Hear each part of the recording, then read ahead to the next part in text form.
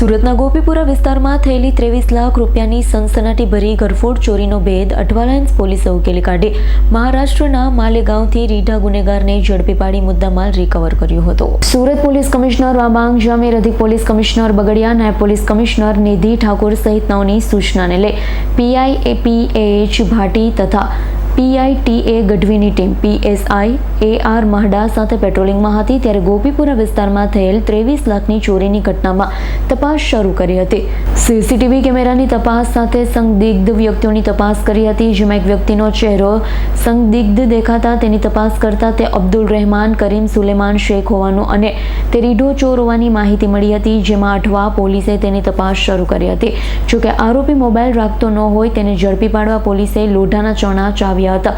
જોકે અઠવા પોલીસની ટીમે બાતમીના આધારે મહારાષ્ટ્રના ગુલસ્તનબાદ વિસ્તારમાંથી આરોપી અબ્દુલ રહેમાન શેખને ઝડપી પાડી તેની પાસેથી સોના, ચાંદીના દાગીના, રોકડ સહિત તમામ મુદ્દામાલ કબજે કરી ધરપકડ કરી હતી.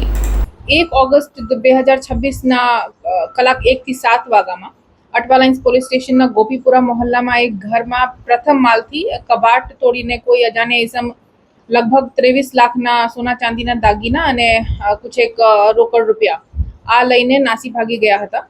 તો એમની જાણ થતાં જ અઠવાલાઇન્સ પોલીસ સ્ટેશનના બધી ટીમો એક્ટિવ થઈ ગઈ, જેમને લીડ એમના ડી સ્ટાફ PSI મહિડા કરી રહ્યા હતા અને આ લોકોએ લગભગ 250થી વધુ CCTV કેમેરા જોઈને આરોપીને ઓળખી લીધા અને ભેસ્તાન એમને ફોલો કરતા ત્યાં જઈને હ્યુમન ઇન્ટેલિજન્સને એક્ટિવેટ કરતા ખબર પડી કે આ એક માણસ છે જો પહેલે પણ ઘણા બધા ચોરી અને ઘરફોડ ચોરીના ગુનાહોમાં અરેસ્ટ થઈ ચૂક્યા છે. સો એમના ફોલો કરતા કરતા આ લોકો માલેગાંવ સુધી તક પહોંચ્યા મહારાષ્ટ્ર રાજ્યના અને ત્યાંથી આરોપીને ઝડપી પાડ્યા અને આ લઈને અહીંયા આવ્યા તો ખબર પડી કે મુદ્દામાં લઈને આરોપી ગયા નહીં હતા અને અહીંયા જ ગાંધીબાગ પાસે ઝાડીઓમાં છુપાઈને મૂકી દીધા હતા.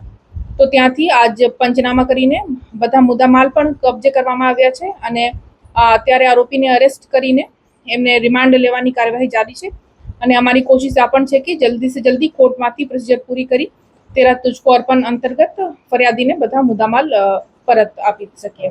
Bureau report S9 news Surat.